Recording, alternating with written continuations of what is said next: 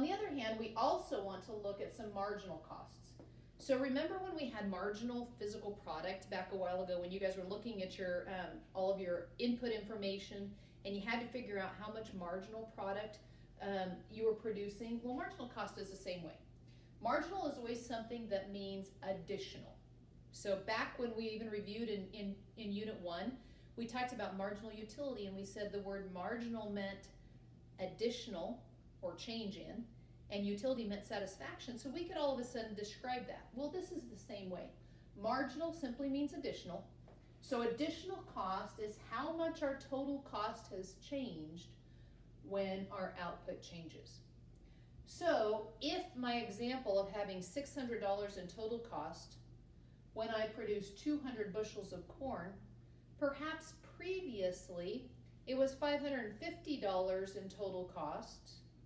Now it's $600, so that's a change of $50 in total cost. I'm currently producing 200 bushels, but maybe previously when it cost me $500 in total cost, I was producing 190 bushels. So when my costs went up by $50, my yield went from 190 to 200, it went up by 10 bushels. So my change in total cost of 50 divided by how much my output changes tells me that I have a marginal cost of $5, 50 divided by 10. So in other words, that marginal cost is simply the additional cost of producing one more unit of output. How much more did it cost me for every bushel I added from 190 bushels to 200 bushels? Every one more bushel cost me $5 more. So that's what marginal cost tells us. Lastly, the last thing that we needed to know is we need to know what our marginal revenue is. So not only do we want to know what our costs are, we want to know how much money we're going to make on this, because the point is to find the most profit. Our producers, you looked at goals for producers, and the goals for producers include maximizing profit. That's one of their primary goals. So yes, we want to grow output.